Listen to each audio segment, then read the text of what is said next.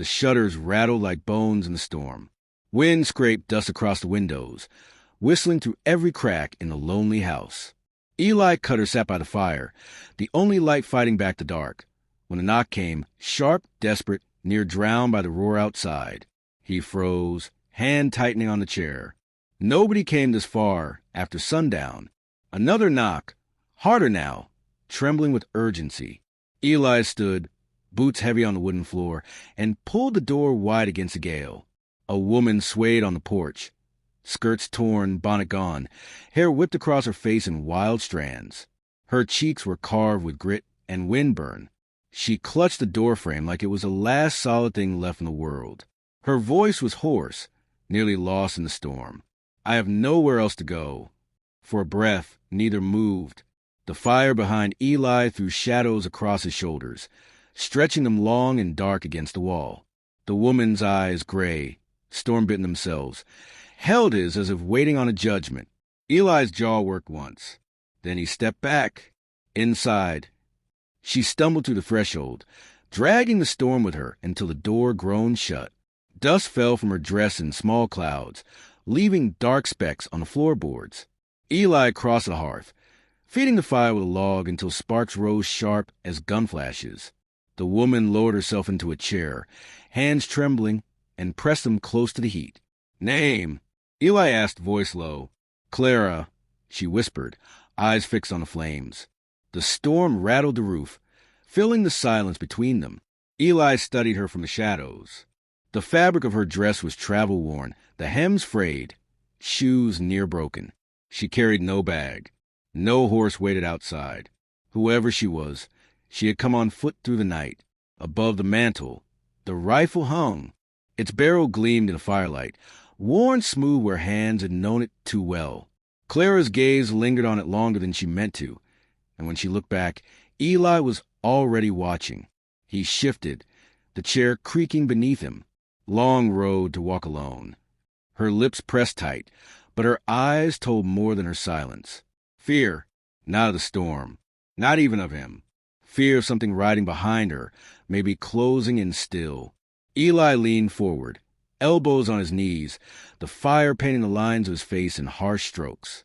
The house groaned with the weight of the wind, but inside, it was quiet enough to hear the slow tick of the mantel clock. Clara drew the blanket tighter around her shoulders. "Just one night," she said. "That's all I ask." Eli said nothing. His gaze drifted once more to the rifle above the fire, then back to the woman before him. The storm outside roared like a living thing, but inside, another storm had already taken root. The wind clawed at the shutters, rattling nails loose in the wood. Inside, the fire hissed and spat as the storm pressed against the walls. Clara sat rigid in the chair, blanket clutched high at her throat, eyes fixed on the flames as if afraid they might die. Eli moved in silence, pouring black coffee into a tin cup, setting it before her. The steam rose thin, curling in the dim light. She wrapped her hands around it, though the heat made her flinch. Her voice came low, as if the walls themselves might be listening. "I was sold." Eli's head lifted. She kept her eyes on the fire. A letter came from Kansas. Promises of a husband, a home. The words were sweet, sweeter than the man who wrote them. Hollis Tate. She breathed the name like poison. Cattle baron. Owns half this territory, or thinks he does. The log shifted in the hearth, splitting with a pop. Eli's hand stilled on the armrest. Clara's grip on the cup tightened. I ran. Before the vows. Before the chains. Her shoulders trembled, not from the cold. He'll come for me. Outside, the wind dropped for a heartbeat. In the hush came another sound. Hoofbeats, faint, carried thin through the storm. Clara's eyes darted to the door. Eli didn't move, only tilted his head, listening. Then the wind rose again, swallowing the noise. Her voice cracked. "You don't understand.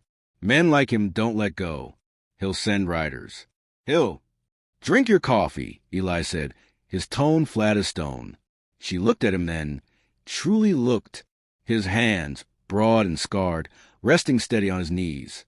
The eyes, gray as the ash in the hearth, steady, unreadable, not a rancher's eyes. not a man who'd only known cattle and fences. "You've killed before," she whispered. Eli didn't answer. The fire popped, sending sparks against the iron grate. Shadows crawled the walls, long and restless. Clara's breath came fast, shallow, but she would not look away. "My husband," she said, almost a laugh, bitter and thin.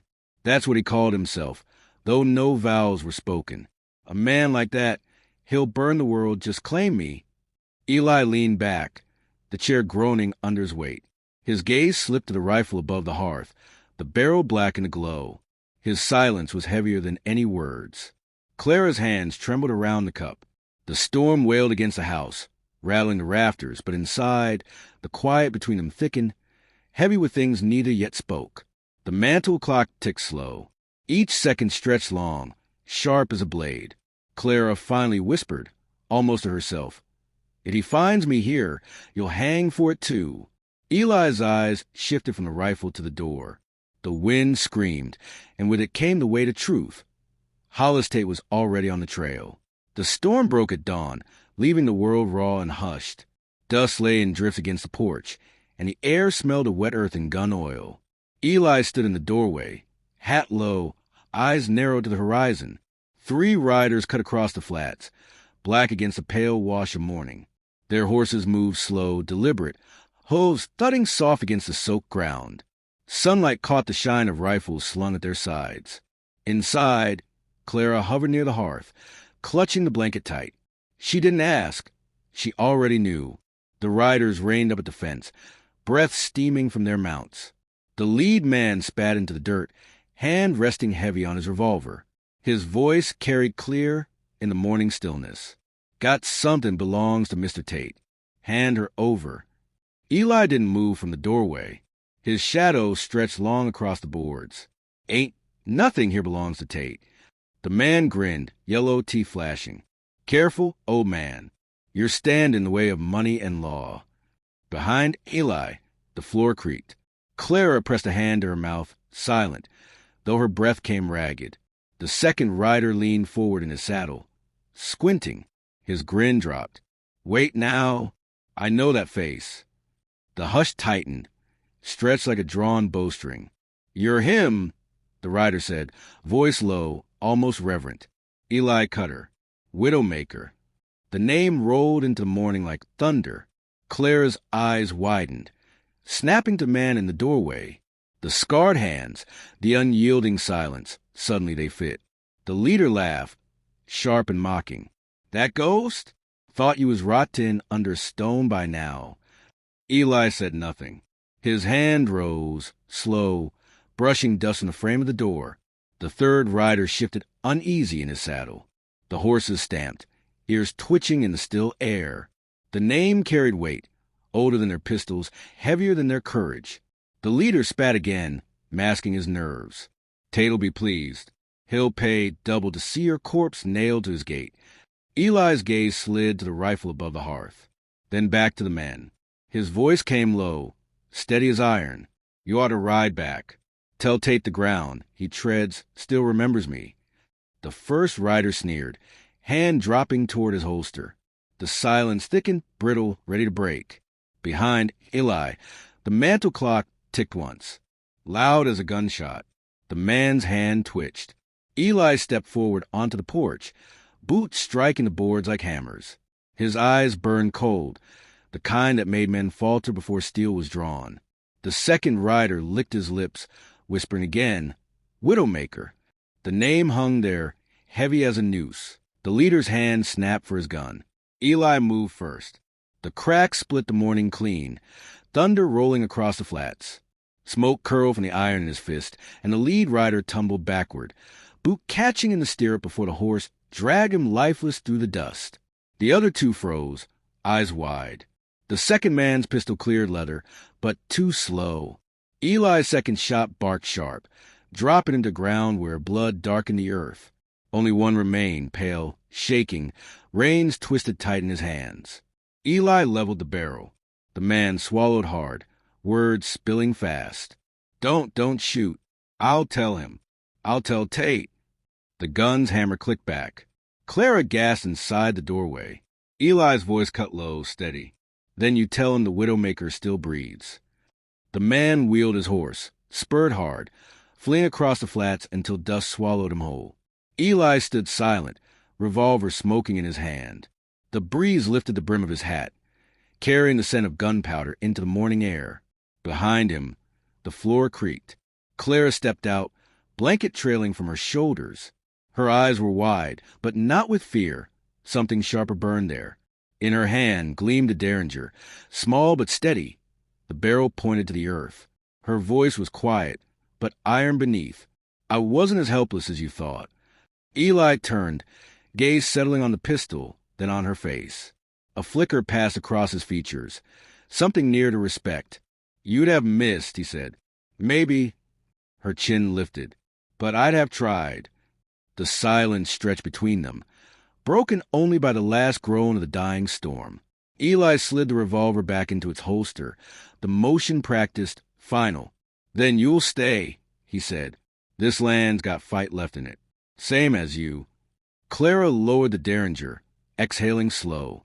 She stepped beside him on the porch, their shadows long across the boards, mingling in the rising sun.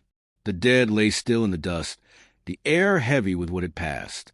Far off, the survivor's horse dwindled to a speck, carrying Tate's warning with him. And in that quiet, the legend rooted deeper. They say, when the wind moans across Cutter's ranch, you can still hear the echo of that dawn, the gunfire rolling like thunder, the Widowmaker standing tall once more, and the runaway bride at his side with fire in her hands. A tale told in saloons by firelight, and on long roads where riders whisper it to one another. A story of a lonely rancher who had nowhere else to go, until fate brought him a stranger at his door. And so it is remembered.